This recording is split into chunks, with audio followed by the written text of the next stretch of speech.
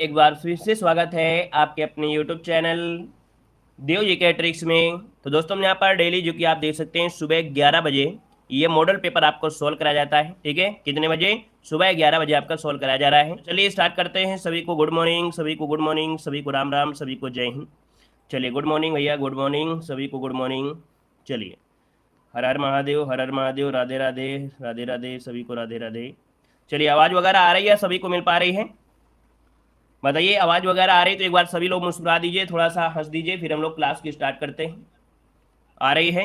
तो चलिए स्टार्ट करते हैं। और आज आप लोग यहाँ पर देखिए कि आपका स्कोर कितना जा रहा है। ठीक है, आज आपका स्कोर कितना जा रहा है ये आप लोग जरूर काउंट करिएगा। ठीक है ना, थोड़ा पता भी तो चले ना कि आप लोगों के अंदर भी कितनी क्षमता है कितने क्वेश्चन सही करने की। चलिए पहला क्वेश्चन आपके सामने दिया गया है और आपसे कह रहा है निम्नलिखित में से किस अभिलेख में अशोक के नाम का उल्लेख प्राप्त होता है। 1 को ऑप्शन देना है, आपका आंसर में से क्या हो जाएगा।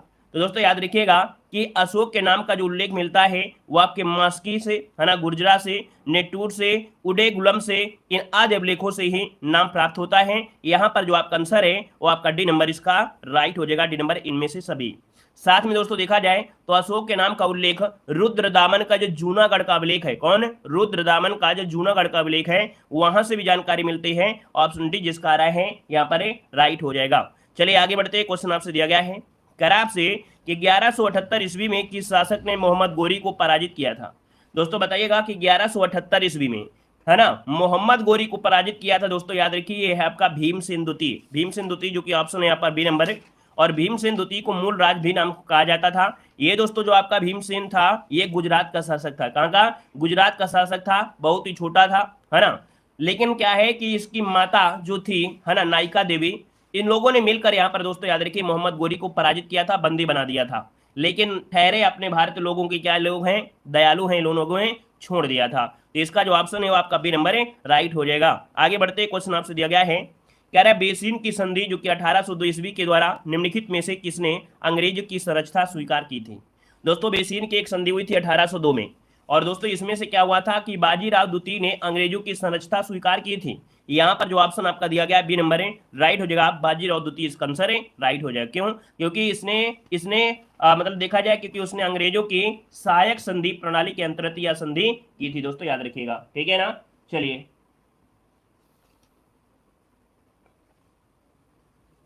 तो देखिए आगे बढ़िए। क्वेश्चन आपसे दिया गया है, कह रहा है प्रशासनिक सुधार पर, क्या दिया गया है? प्रशासनिक सुधार पर। यहाँ पर देखिए प्रशासनिक सुधार पर, यहाँ पर बताइएगा प्रशासनिक सुधार पर विचार के लिए साइमन कमीशन भारत कब आया था। चलिए बताइए यहाँ पर जो आंसर है वो आपका राइट क्या हो जाएगा। चलिए बताइएगा प्रशासनिक सुधार पर विचार के लिए साइमन कमीशन भारत कब आया था। यहाँ पर 4 नंबर में, और 4 का ऑप्शन देखिए आपका जवाब हो जाएगा बी नंबर है, वर्ष 1928 जिसका ऑप्शन आ रहा है यहाँ पर बी नंबर है, राइट हो जाएगा। ये दोस्तों आया था 1928 में, है ना, किस लिए? प्रशासनिक सुधार के विचार के लिए। और दोस्तों साइमन कमीशन को व्हाइट कमीशन भी कहा गया था या श्वेत आयोग भी कहा गया था। क्यों? क्योंकि इसमें जितने भी सदस्य थे वो सभी क्या थे? अंग्रेज थे। इसमें कोई भी भारतीय शामिल नहीं था, इसलिए साइमन कमीशन का बहुत ही विरोध किया गया था।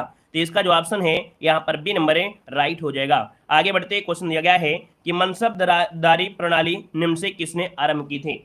दोस्तों बताना है मनसबदारी जो प्रणाली है वो किसने आरंभ किया था। 5 का ऑप्शन देना है। दोस्तों 5 की अगर बात करते हैं तो ऑप्शन दोस्तों यहाँ पर देखिए जिसका भी जवाब आ रहा है बी नंबर है, अकबर इसका आंसर है, राइट हो जाएगा। अकबर इसका आंसर आपका बन जाएगा।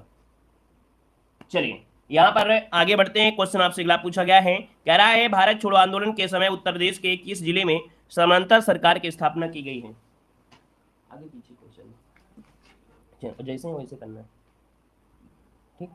चलिए बताइएगा कि भारत छोड़ो आंदोलन के समय उत्तर प्रदेश के किस जिले में समानांतर सरकार की स्थापना की गई थी। बहुत ही आईएमपी क्वेश्चन दिया गया है। यहाँ पर जो आंसर है वो आपका राइट क्या हो जाएगा? 6 नंबर में।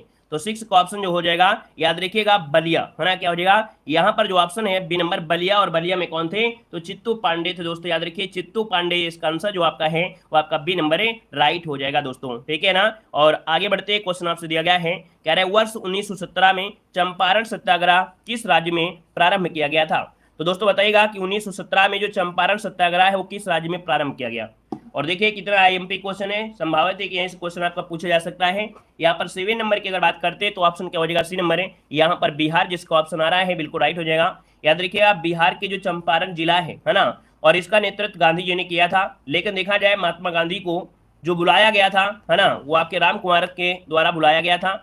यहाँ से 2-3 क्वेश्चन आपके बनते हैं। क्या बनता है? तिनकठिया प्रणाली का संबंध किससे है? तो आप कहेंगे चंपारण से संबंधित है ना। यहाँ पर पूछा जाता है कि चंपारण जो सत्याग्रह था ये सफल नेतृत्व था। इसके पश्चात क्या हुआ? रविन्द्रनाथ टैगोर ने गांधी जी को, है ना, क्या किया था? महात्मा की उपाधि दिया था। क्वेश्चन आपसे पूछे कि महात्मा की उपाधि दिया किसने? रविन्द्रनाथ टैगोर ने। कब दिया था? तो चंपारण सत्याग्रह के सफलता के नेतृत्व में यहाँ पर किया था। कई क्वेश्चन यहाँ से बनते हैं। यहाँ पर आगे बढ़ते क्वेश्चन आपसे दिया गया है, कह रहा है अंग्रेजों ने आजादी के लिए लड़ रहे भारतीयों द्वारा उठाई गई शपथ कि वे सिर्फ भारतीय निर्मित सामानों विशेष रूप से कपड़े का उपयोग करेंगे, इस आंदोलन को क्या कहा गया था? दोस्तों आपका जो आंसर है वो आपका इनमें से राइट क्या हो जाएगा? बहुत ही आईएमपी क्वेश्चन दिया गया है ना, लाजवाब क्वेश्चन आपका है। भाई वीडियो में लाइक की संख्या बढ़ाइए, मजा नहीं आ रहा है ना। आप लोग भूल जाते हैं जैसे क्लास में जुड़ते हैं, लिंक के माध्यम से आप लोग कमेंट करने लगते हैं, लेकिन थोड़ा दोस्तों यहाँ पर देखिए करें, ऊपर लाइक जो बटन है उसको भी शेयर कर दीजिए, ठीक है। ज़्यादा से ज़्यादा सपोर्ट करते रहिए जितने लोग यहाँ पर जुड़े हैं। एक बार लाइक की संख्या सभी लोग भाई बढ़ाइए, जो लोग अभी तक लाइक नहीं किए हैं एक बार सभी लोग वीडियो को लाइक करिएगा और दोस्तों को शेयर कर दीजिएगा। पहली बार जुड़ रहे हैं तो चैनल को सब्सक्राइब करने के साथ साथ जय हिंद जरूर लिखिएगा, ठीक है। जय हिंद जरूर लिखिएगा ताकि पता चल पाए कि आप हमारे छोटे से परिवार के हिस्सा आप बन रहे हैं, ठीक है। चलिए सभी को जय हिंद। तो दोस्तों यहाँ पर देखिए 8 नंबर की अगर बात करते हैं तो ऑप्शन में से राइट क्या हो जाएगा? यहाँ पर 8 नंबर का जो ऑप्शन है आपका हो जाएगा सी नंबर है। याद रखिएगा ये था आपका स्वदेशी आंदोलन। क्या था? स्वदेशी आंदोलन। दोस्तों याद रखिए स्वदेशी आंदोलन इसका आंसर है, राइट हो जाएगा दोस्तों। यहाँ पर आगे बढ़ते क्वेश्चन आपसे अगला पूछा गया है, कह रहा है व्यक्तिगत सत्याग्रह की शुरुआत कब हुई थी? व्यक्तिगत सत्याग्रह की जो शुरुआत हुई थी वो आपकी कब हुई थी? दोस्तों 9 का ऑप्शन देना है। व्यक्तिगत सत्याग्रह आंदोलन हुआ था दोस्तों याद रखिएगा 1940 में। कब हुई थी? 1940 में। ये 17 अक्टूबर 1940 को हुई थी। और आपसे क्वेश्चन ये पूछे कि प्रथम सत्याग्रही कौन थे? प्रथम सत्याग्रही कौन थे? तो आप कहेंगे यहाँ पर याद रखिएगा विनोबा भावे, है ना। कौन? याद रखिए प्रथम सत्याग्रही थे विनोबा भावे। विनोबा भावे थे, ये क्वेश्चन पूछा भी गया है ना। और यहाँ पर अगर एक पॉइंट ये पूछे कि दूसरे कौन थे, दूसरे नंबर में कौन थे, तो आपके जवाहरलाल नेहरू, ठीक है, JL नेहरू, ये आपके थे दोस्तों याद रखिए दूसरे आपके सत्याग्रही थे। ये क्वेश्चन आपका कई बार पूछा जा चुका है, ठीक है ना। यहाँ पर आगे बढ़ते क्वेश्चन आपसे अगला पूछा गया है, कह रहा है एक अखिल इस्लामी आंदोलन तहरीक ए रेशमी रुमाल किस आंदोलन से शुरू हुआ था? दोस्तों एक देख सकते हैं ये एक इस्लामिक आंदोलन है तहरीक ए रेशमी रुमाल, और ये किस आंदोलन से शुरुआत हुई थी? 10 नंबर में। 10 का ऑप्शन दोस्तों आपका जवाब हो जाएगा बी नंबर है। ये आंदोलन है जिसका नाम है देवबंद आंदोलन। क्या नाम है? देवबंद आंदोलन नाम है, याद रखिएगा, है ना। इसका जो ऑप्शन है आपका बी नंबर है, राइट हो जाएगा। इसका उद्देश्य क्या रहा है? तो इसका उद्देश्य था जो तुर्की और जर्मनी अफगानिस्तान के सहयोग से भारत को ब्रिटिश शासन से मुक्त कराया जाए। मतलब ये जो आपका युद्ध था कहीं ना कहीं बहुत अच्छा युद्ध था। इसमें से उद्देश्य रखा गया था जो तुर्की है, जर्मनी और अफगानिस्तान, इनके सहयोग से भारत को ब्रिटिश शासन से मुक्त कराना, ये इसका उद्देश्य रहा है। तो ऑप्शन बनेगा आपका बी नंबर हो जाएगा। यहाँ पर आगे बढ़ते क्वेश्चन दिया गया है कि गैस पृथ्वी से, क्या दिया है? गैस पृथ्वी से दीर्घ तरंग अर्थात औरक्त विकिरण अवशोषित करती है और पुनः पृथ्वी की ओर उत्सर्जित कर देती है। यहाँ पर 11 नंबर का ऑप्शन क्या भरा जा सकता है? क्वेश्चन को समझिएगा फिर जवाब देना है। क्या कह रहा है? कह रहा है गैस पृथ्वी से दीर्घ तरंग अर्थात औरक्त विकिरण को अवशोषित करती है। क्या अवशोषित करती है? और पुनः पृथ्वी की ओर उत्सर्जित करती है। पुनः, पुनः शब्द दिया है, याद रखिए पुनः शब्द दिया है, तो इसको ध्यान दीजिए नहीं, इसमें गलती हो जाएगी 90% लोगों से। पुनः शब्द आपसे दे दिया है, पुनः शब्द दिया है, इसका मतलब है कि वापस आ रही है। और किसकी वजह से आ रही है? यहाँ पर क्या हो जाएगा? ओजोन लगाएंगे या ग्रीन हाउस गैस लगाएंगे? नहीं भाई, याद रखिएगा यहाँ पर जो ऑप्शन आपका बनेगा 11 नंबर में, वो ऑप्शन बी वाला आपका बिल्कुल राइट हो जाएगा। याद रखिएगा यहाँ पर आप भरिए greenhouse gas. Greenhouse gas पृथ्वी से दीर्घ तरंग विकिरण अवशोषित करती है और पुनः पृथ्वी को उत्सर्जित करती है। याद रखिए ग्रीन हाउस गैस है, क्योंकि हमने बताया था कि ये वायुमंडल में जो आपकी गैसें, आपकी सूर्य की किरणें आती हैं, ये पृथ्वी तक पहुंचती हैं, लेकिन एक आवरण से घिरा होता है। ये आवरण जो घिरा होता है ग्रीन हाउस होता है, ग्लोबल वार्मिंग होता है, कार्बन वगैरह परमाणु होते हैं, जिससे क्या होता है किरणें ऊपर जाती हैं, किरणें ऊपर जाती हैं, लेकिन घिरा होने की वजह से वापस फिर रिफ्लेक्ट होकर आते हैं और आपके वातावरण को गर्म कर देती हैं, आपके वातावरण को गर्म कर देते हैं, ठीक है ना। तो इसका जो आंसर बनाएंगे वो आप बी नंबर आपको लगाना है दोस्तों, याद रखिएगा, ठीक है ना, समझ गए होंगे। आगे बढ़िए, क्वेश्चन आपसे दिया गया है, कह रहा है निम्नलिखित में से कौन सी विश्व की दूसरी सर्वाधिक लवणी झील आपकी है? दोस्तों आपसे कह रहा है कि विश्व की दूसरी सर्वाधिक लवणी जो झील है वो आपकी कौन सी है? 12 नंबर में। चलिए तो दोस्तों ये है मृत सागर। मृत सागर जो कि ऑप्शन है यहाँ पर बी नंबर है, ये मृत सागर विश्व की दूसरी सर्वाधिक लवणी झील है। देखा जाए तो दोस्तों याद रखिए इसकी लवणता जो आपकी है 238% है। कितनी है? 238% है दोस्तों, याद रखिए 238% है। अच्छा, अगर ये पूछा है कि दूसरी आपकी है तो आप पहली बताइए, इससे पहले मतलब फर्स्ट नंबर में आपसी कैसी झील होगी जो ज्यादा और खारी झील होगी? तो एक होती है तुर्की की वान झील, है ना। याद रखिए तुर्की की जो वान झील है ये फर्स्ट नंबर की आपकी सर्वाधिक लवणी झील है। इसमें देखा जाए तो दोस्तों याद रखिएगा इसमें 330%, क्या 330% लवणता इसमें पाई जाती है। इसका मतलब ये है कि अगर 1 लीटर पानी है ना, 1 लीटर पानी है तो भैया उसमें से 238 ग्राम क्या होगा, नमक आपको दोस्तों मिलेगा, दोस्तों याद रखिएगा। और वहीं पर आपका जो दुआन झील तुर्की की है, 1 लीटर में 330 आपका क्या ग्राम क्या निकलेगा, उसमें नमक निकलेगा। समझ रहे हैं ना? तो इसका जो आंसर आपका बनेगा बी हो जाएगा। यहाँ पर आगे बढ़ते क्वेश्चन दिया गया है कि 9 डिग्री चैनल निम्नलिखित में से किसे पृथक करता है? 9 डिग्री जो चैनल है वो पृथक करता है, वो किसे पृथक करता है? 13 का ऑप्शन लॉक करना है दोस्तों। 13 का ऑप्शन यहाँ पर देखिए जवाब आने शुरू हो गए हैं और आपका आंसर क्या हो जाएगा, याद रखिएगा यहाँ पर बी नंबर लक्षद्वीप और मिनी काय। याद रखिए लक्षद्वीप और मिनी काय को अलग करता है जो आपका 9 डिग्री चैनल आपका है। वहीं पर दोस्तों आपका दिया गया है आपका कौन सा, जैसे आपका 8 डिग्री चैनल होता है, 10 डिग्री चैनल होता है, कई बार आपसे पूछे भी गए हैं। तो चलिए यहाँ पर आगे बढ़ते, क्वेश्चन आपसे अगला पूछा गया है, कह रहा है किस दिन पृथ्वी सूर्य से निकटतम दूरी पर होती है? किस दिन पृथ्वी सूर्य से निकटतम दूरी होती है? बताइएगा निकटतम दूरी जो आपकी होती है वो कब होती है? बताइए सर्दियों में होता है या आपके गर्मियों में होता है? बताइए भाई जल्दी से बताइए कि जो सूर्य होता है पृथ्वी के सबसे निकटतम कब होता है? गर्मियों में होता है या सर्दियों में होता है? कौन सी डेट को होता है? तो दोस्तों याद रखिएगा आपको जवाब देना है यहाँ पर ऑप्शन बनेगा बी नंबर 3 जनवरी को। क्या 3 जनवरी को देते हैं? याद रखिएगा जून मत तो लगाइएगा। अब आपको लगता होगा, याद रखिएगा आपको लगता होगा गर्मियों में यार गर्मी ज्यादा लगती है, इसका मतलब सूर्य पास में आ जाता है। ये आपकी सोच गलत है, याद रखिएगा। भगवान ऐसा आप लोगों ने मतलब अपनी पृथ्वी ऐसी बनी हुई है, बिल्कुल अपोजिट एक प्रकार से है कि दोस्तों जब सर्दियां होती हैं तो सूर्य पास में आ जाता है कब? 3 जनवरी को, ताकि आपको सर्दी ना लगे। लेकिन क्या होता है सूर्य गर्मियों में ऊपर चला जाता है 4 जुलाई को, ठीक है। 4 जुलाई को सर्वाधिक ऊंचाई पर होता है, अर्थात पृथ्वी और सूर्य की दूरी सबसे अधिकतम होती है 4 जुलाई को होती है। समझ लीजिएगा अगर ये सिस्टम अलग हो जाता, क्या अगर ये प्रक्रिया उल्टा हो जाती तो हम पृथ्वी पर रह नहीं पाते, पृथ्वी पर रह नहीं पाते। क्यों? क्योंकि अब मान लीजिए जनवरी में इतनी ठंडी होती है और सूर्य अगर दूर चला हो जाता तो आपके पृथ्वी में भी बर्फ जम जाती। वहीं पर दोस्तों 4 जुलाई को समझिए जब दूर रहता है, अगर ये पृथ्वी के पास आ जाता तो आज गर्मी 48, 49, 50 डिग्री सेंटीग्रेड पहुंचता है और ये पास आ जाता तो समझ रहे हैं ना, पिघल जाते सब लोग, है ना। तो प्रकृति ने ऐसा बनाया है कि आप लोग अच्छे से यहाँ पर रहें, भगवान की थोड़ी श्रद्धा रखें। चलिए आगे बढ़ते, क्वेश्चन दिया गया है निम्नलिखित में से कौन सी भ्रंश घाटी से होकर बहती है? दोस्तों बताइएगा कि कौन सी नदी भ्रंश घाटी से, भ्रंश घाटी हमने आपको बताया है, यहाँ पर देखो बताना है। चलिए वेलकम है सभी को, वेलकम है, तहे दिल से स्वागत है, अभिनंदन है। चाहे हमारे नए स्टूडेंट हो चाहे पुराने हो, सभी को स्वागत है। दोस्तों बताइएगा कि कौन सी नदी भ्रंश घाटी, भ्रंश मतलब होता है टूटना, जब दो पहाड़ों से या दो कोई ऐसी जगह जो टूट कर बीच से रास्ता बना देता है, ये भ्रंश होता है। तो दोस्तों यहाँ पर देखिए 15 का ऑप्शन आपका बी बनेगा। याद रखिए नर्मदा नदी, ये नर्मदा नदी जो आपकी है दोस्तों, याद रखिए नर्मदा नदी ये विंध्य पर्वत, कौन आपका ऊपर पड़ता है विंध्य पर्वत, नीचे पड़ता है सतपुड़ा पर्वत है, इन दोनों से यहाँ पर याद रखिए इन दोनों से क्या करती है, भ्रंश घाटी से होकर बहती है दोस्तों, याद रखिएगा, है ना। और ये गुजरात के निकट एस्चुरी का निर्माण करती है, खंभात की खाड़ी में गिरती है। निकलती कहां पर से है? तो आपके अमरकंटक से निकलती है, याद रखिए अमरकंटक से। क्लियर हो गया है? आगे बढ़िए, क्वेश्चन आपसे पूछा गया है, कह रहा है भारतीय रिजर्व बैंक का राष्ट्रीयकरण किया गया था तो कब किया गया था? बताइएगा भारतीय रिजर्व बैंक का राष्ट्रीयकरण जो किया गया ये कब किया गया था दोस्तों? 16 का ऑप्शन लॉक किया जाए। बहुत ही आईएमपी क्वेश्चन आपका है दोस्तों, याद रखिएगा राष्ट्रीयकरण पूछा है तो राष्ट्रीयकरण हो जाएगा 1949 में। वो भी अगर डेट पूछता है तो आपको बताना है सर 1 जनवरी, क्या 1 जनवरी 1949 को रिजर्व बैंक अर्थात आरबीआई का क्या किया था, राष्ट्रीयकरण किया गया था। अगर आपसे पूछे स्थापना कब की गई थी, आप क्या जवाब दे सकते हैं? क्या जल्दी से कमेंट करें कि ये बताइएगा कि आरबीआई की स्थापना जो की गई थी वो कब की गई थी? जल्दी से कमेंट करें, जल्दी से बताइएगा कि आरबीआई की जो स्थापना की गई थी वो कब की गई थी।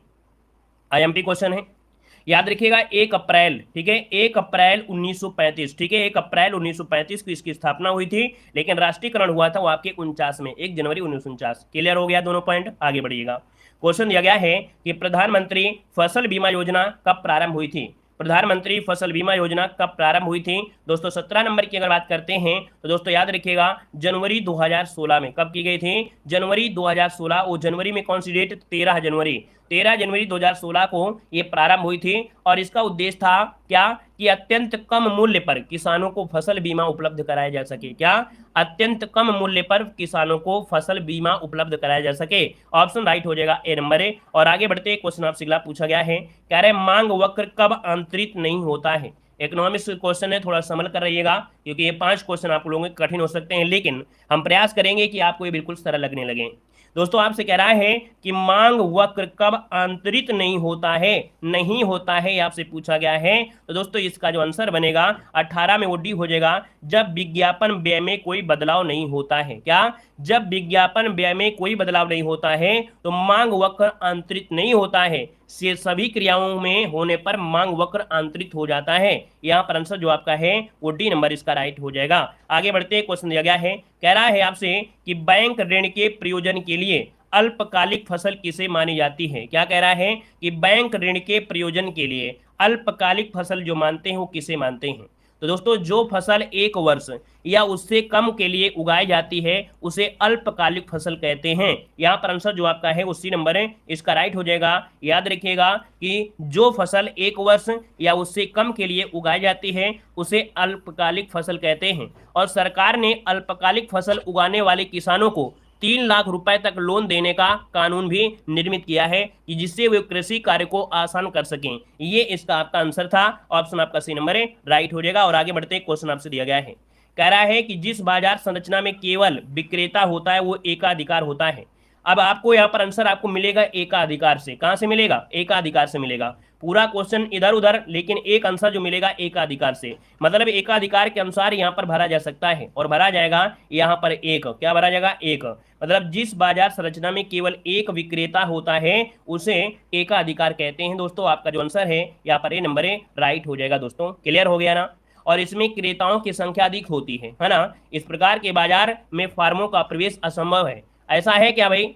ऐसा संभव है, मतलब ऐसा हो सकता है क्या भाई? आप बाजार में देखते हैं बहुत लोग होते हैं, क्या होते हैं? बहुत लोग होते हैं, है ना। तो जब बहुत लोग होते हैं तो ऐसा तो आपका हो नहीं सकता है, इसलिए कहते हैं इसमें क्रेताओं की संख्या अधिक होते हैं। इस प्रकार के बाजार फार्मों में असंभव आपके हैं, तो इसका ऑप्शन ये हो जाएगा। यहाँ पर आगे बढ़ते क्वेश्चन दिया गया है, कार्यवाही संचालन हेतु लोकसभा का कोरम कुल सदस्य संख्या कितना होता है।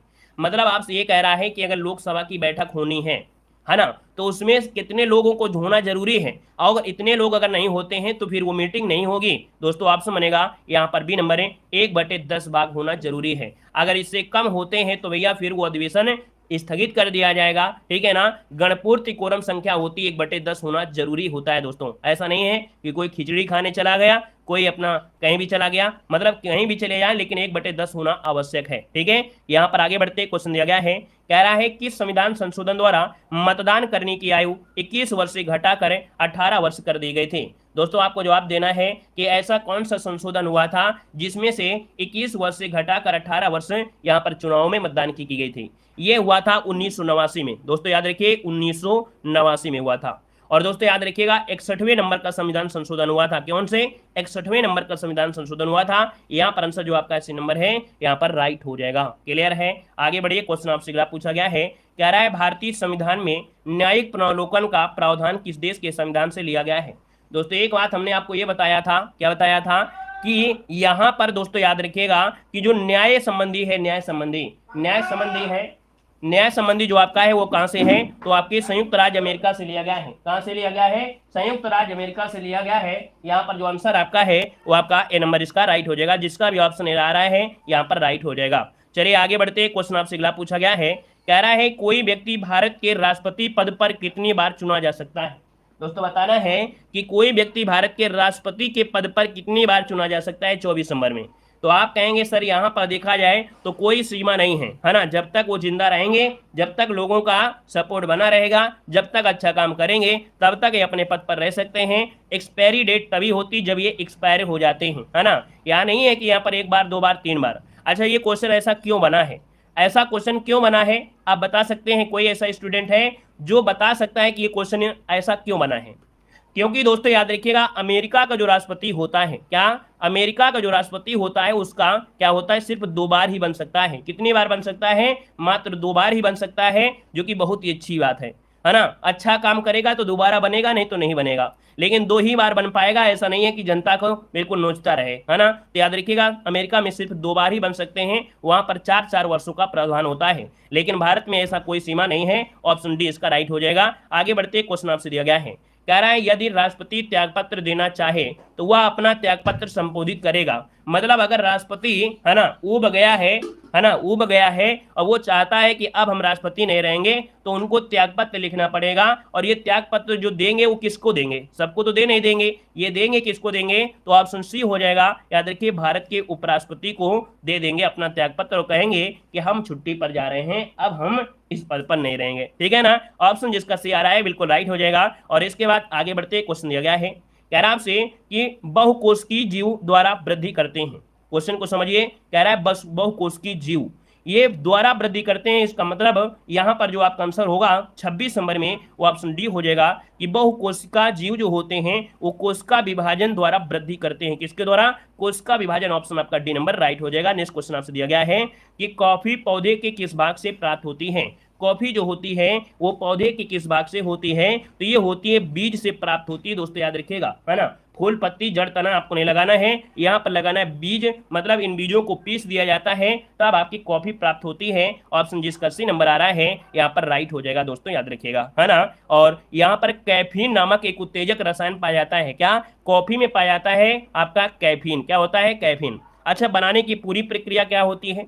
बनाने की प्रक्रिया होती है कि कॉफी को हरे पौधे के बीज से प्राप्त किया जाता है, फिर सुखा लिया जाता है, फिर इसको भूना जाता है। भूना जानते हैं ना, जैसे आपकी मतलब भूनना आप समझ गए होंगे। फिर उसको पीसा जाता है पाउडर के रूप में, है ना। इस प्रक्रिया से ये बनती है कॉफी। आगे बढ़िए, क्वेश्चन दिया गया है, एक एथलीट को निम्नलिखित में से किससे जल्दी से जल्दी ऊर्जा आपको प्राप्त होती है। अगर कोई एथलीट है, मतलब कोई प्लेयर है, कोई खिलाड़ी है, उसको अगर जल्दी से एनर्जी चाहिए तो उसके लिए क्या दिया जाएगा, 10 किलो सेब, 5 किलो, ऐसा तो होगा नहीं। इसके लिए दोस्तों याद रखिएगा, याद रखिए ऑप्शन सी हो जाएगा, कार्बोहाइड्रेट की जरूरत होती है। क्या, कार्बोहाइड्रेट के द्वारा तुरंत ऊर्जा यहां पर मिल सकती है। तो इसका जो ऑप्शन है यहां पर आपका सी नंबर राइट हो जाएगा। शर्करा हो गया, स्टार्च हो गया, सेलुलोज हो गया, ये कार्बोहाइड्रेट के क्या होती है, स्रोत होती है। ऑप्शन बनेगा आपका सी नंबर हो जाएगा। यहां पर दोस्तों आगे बढ़ते, क्वेश्चन दिया गया है कि मानव शरीर में यूरिया का संश्लेषण कहां होता है। दोस्तों संश्लेषण मतलब होता है बनना। क्या होता है, बनना होता है। तो संश्लेषण जो होता है ये आपके यकृत में होता है। ऑप्शन बी नंबर इसका राइट हो जाएगा। और यकृत दोस्तों जो कि आपके प्रोटीन के उपापचन में सक्रिय रूप से भाग लेता है। तो यहाँ पर जो आपका आंसर है वो आपका बी नंबर राइट हो जाएगा। आगे बढ़िए, क्वेश्चन दिया गया है, कह रहा है ओरल रिहाइड्रेशन थेरेपी किस रोग हेतु लाभदायक होती है। ओरल रिहाइड्रेशन थेरेपी किस रोग हेतु लाभदायक होता है। बहुत ही आईएमपी क्वेश्चन आपका दिया है दोस्तों। 30 नंबर का जो ऑप्शन बनेगा यहाँ पर राइट हो जाएगा डी नंबर। याद रखिए, कॉलरा जो आपका होता है हैजा, मतलब कालरा या जिसे बोलते हैं हैजा बोलते हैं, ये ओरल रिहाइड्रेशन थेरेपी का परामर्श दिया जाता है। और इस थेरेपी में क्या होता है, शरीर में जल और लवण की पूर्ति के लिए नमक चीनी का घोल दिया जाता है। भाई आप देखते होंगे जिसको आपका कालरा हो गया है, बार बार दस्त हो रहा है, उल्टी हो रही है, तो उसको फिर यहाँ पर ये नहीं कि जाइए हॉस्पिटल में आपको आईसीयू में डाल दिया जाए, नहीं। आपको प्राथमिक उपचार के रूप में क्या करना है कि क्योंकि आपकी बॉडी में जल और लवण की मात्रा कम हो रही है, तो आपको क्या करना है, नमक में थोड़ा सा, मतलब चीनी में हल्का सा नमक मिला देना है और उस घोल को आपको पीना है ना। तो उससे क्या होगा, आपको एनर्जी भी मिलती रहेगी। तो इसका जो ऑप्शन है आपका डी नंबर राइट हो जाएगा। यहाँ पर आगे बढ़ते हैं, क्वेश्चन दिया गया है कि प्रागधन मुक्त किसका संधि विच्छेद है। प्रागधन मुक्त किसका संधि विच्छेद है। 31 नंबर यहाँ पर लॉक किया जाए तो आप कहेंगे प्रागधन मुख, ये बन जाएगा का परिवर्तन अंगा में हो जाएगा, ये प्राड मुख बनेगा, जो कि ऑप्शन बनेगा यहाँ पर ऑप्शन सी, ये आपका आंसर है राइट हो जाएगा दोस्तों। ठीक है ना, क्लियर है, यही सही है। आगे बढ़िए, क्वेश्चन आपसे अगला पूछा गया है, कह रहा है निम्न में से पुल्लिंग शब्द आपका कौन सा है। यहाँ पर बताना है कि जो आपका पुल्लिंग शब्द आपका है इनमें से वो राइट इनमें से क्या हो जाएगा। चलिए भाई इसका जवाब देना है, पुल्लिंग शब्द इनमें से जो आपका है इनमें से क्या है। नेत्र कैसे हैं। क्या, नेत्र कैसे हैं, देखिए ऑप्शन आपका डी नंबर राइट हो जाएगा। नेत्र कैसे हैं, आपका जवाब बिल्कुल राइट हो जाएगा। ठीक है ना, अगर आपकी स्त्रीलिंग है। अगला क्वेश्चन दिया गया है कि ठीक ठीक न्याय हो जाना, इसका सही अर्थ बताना है। आपका जो आंसर होगा दोस्तों यहाँ पर राइट क्या हो जाएगा, ठीक ठीक न्याय हो जाना, मतलब ऑप्शन क्या होता है दोस्तों। वीडियो में लाइक की संख्या को बढ़ाइए, मजा नहीं आ रहा है भाई, है ना। यहाँ पर जितने लोग जुड़े हैं एक बार वीडियो में लाइक की संख्या भाई इतनी बढ़ाइए जितने आप लोग जुड़े हुए हैं, है ना। बराबर का अनुपात होना चाहिए। क्लास में जितनी मेहनत हम भी कर रहे हैं उतनी मेहनत आप भी कर रहे हैं। तो भाई जितने लोग भी यहाँ पर जुड़े हैं अभी तक यहाँ पर सपोर्ट नहीं किया है तो फुल सपोर्ट जरूर करिएगा, ठीक है ना, ताकि उसी एनर्जी के साथ आप लोगों को हम पढ़ाते रहें। चलिए यहाँ पर देखिए आपका जो आंसर है 33 नंबर में वो ऑप्शन ए हो जाएगा, दूध का दूध और पानी का पानी। ऑप्शन बनेगा यहाँ पर नंबर ए राइट हो जाएगा, दूध का दूध और पानी का पानी हो जाएगा। यहाँ पर आगे बढ़िए, क्वेश्चन दिया गया है कृषाणु पर्यायवाची शब्द आपका नहीं है दोस्तों, कृषाणु पर्यायवाची आपका नहीं है। तो दोस्तों देखिए कृषाणु, कृषाण मतलब होता है अग्नि, क्या होता है, अग्नि होता है। अब आप देख सकते हैं यहाँ पर 39 नंबर में जो आपका आंसर बनेगा आपका 34 नंबर में, तो दोस्तों ऑप्शन क्या हो जाएगा, यहाँ पर देखिए यहाँ पर धूमकेतु हो जाएगा, वायु सखा हो जाएगा, पावक हो जाएगा, लेकिन अतुल नहीं होगा दोस्तों, है ना, अतुल नहीं होगा। यहाँ पर आंसर आपका डी नंबर जिसका आया बिल्कुल राइट हो जाएगा। आगे बढ़िए, क्वेश्चन दिया गया है प्रेम सागर किसकी रचना है। प्रेम सागर किसकी रचना है। अब तो आप लोग जानते हैं कि जो प्रेम करेगा वो लल्लू हो जाएगा, इसलिए प्रेम नहीं करना है, आपको अपने टारगेट पर फोकस करना है। यहाँ पर प्रेम सागर क्या हो जाएंगे, लल्लू हो जाएंगे। तो option C number A right हो जाएगा दोस्तों, है ना। और देखा जाए 19वीं सदी में खड़ी बोली हिंदी के ये काफी अच्छे नायकों में से इनका नाम रखा गया है। यहाँ पर आगे बढ़ते क्वेश्चन दिया गया है कि गणगौर किस राज्य का लोक नृत्य है। दोस्तों बताना है जो गणगौर है ये कहाँ का है। दोस्तों आपने एक शब्द बोलते हुए एक ऐसा शब्द प्रतीत हो रहा है गणगौर, गण शब्द, और गण शब्द आपको दोस्तों आपको मिलते हैं आपके राजस्थान मिलते हैं, है ना। यहाँ पर जो आंसर है वो सी हो जाएगा, राजस्थान आपका जवाब राइट हो जाएगा। आगे बढ़ते क्वेश्चन दिया गया है कि आदम का पुल जो आपका है कहाँ पर है, आदम का जो ब्रिज है ये आपका कहाँ पर है। तो दोस्तों भारत और श्रीलंका के बीच आदम का पुल है, ऑप्शन सी नंबर इसका राइट हो जाएगा, भारत और श्रीलंका के बीच हो जाएगा। यहाँ पर आगे बढ़ते हैं, क्वेश्चन दिया गया है कि काजीरंगा वन्यजीव अभ्यारण्य किस लिए प्रसिद्ध है। दोस्तों बताना है काजीरंगा जो उद्यान है किस लिए प्रसिद्ध है। आपका जो आंसर है यहाँ पर राइट क्या हो जाएगा, तो आप कहेंगे एक सींग के गैंडे के लिए ये आपका प्रसिद्ध है। अब आपको ये बताना है कि जो काजीरंगा असम राष्ट्रीय उद्यान है, हमने बोल ही दिया, आप क्या पूछे, यहाँ पर असम हो जाएगा, क्या हो जाएगा, असम हो जाएगा। ये आपके कहाँ पर है, असम में है। चलिए आगे बढ़ते हैं, क्वेश्चन आपसे अगला पूछा गया है, यहाँ पर दिया गया कोरोना विषाणु है। अब देखिए भाई कोरोना तो फैला ही था, अब आपसे पूछा गया है जो कोरोना विषाणु है यह है क्या। तो दोस्तों कोरोना जो आपका था दोस्तों ये एक रज्जु की आरएनए विषाणु था, क्या, एक रज्जु की आरएनए विषाणु था। यहाँ पर आंसर आपका बी नंबर है राइट हो जाएगा। और आगे बढ़ते क्वेश्चन दिया गया है, कह रहा है नई मुद्रा करेंसी 2000 के नोट के पृष्ठ भाग पर कौन सा चित्र अंकित है। तो दोस्तों आपको बताना है यहाँ पर आंसर जो आपका है वो राइट इनमें से क्या हो जाएगा। अब तो भैया 2000 की नोट यहाँ पर खत्म होने वाली है ना, खत्म हो गई हैं। चलिए तो दोस्तों यहाँ पर देखिए बंद हो गई हैं, है ना, जिनके पास हो तो जमा कर देना। दोस्तों यहाँ पर दिया गया 2000 के नोट, है ना, इसमें से बताइए क्या आंसर इसका हो जाएगा। चलिए बहुत अच्छे, यहाँ पर दोस्तों आपका जो आंसर आ रहा है बिल्कुल सही जवाब आया है। आपका जवाब हो जाएगा यहाँ पर दोस्तों कौन सा, बी नंबर मंगलयान, बिल्कुल सही है, मंगलयान इसका आंसर है, राइट हो जाएगा दोस्तों। चलिए आगे बढ़ते हैं, क्वेश्चन आपसे अगला पूछा गया है। यहाँ पर अगला क्वेश्चन आपके सामने आ गया है, कह रहा है किस क्षेत्र में बुकर पुरस्कार दिया जाता है, किस क्षेत्र में बुकर पुरस्कार दिया जाता है, बुकर पुरस्कार बताना है।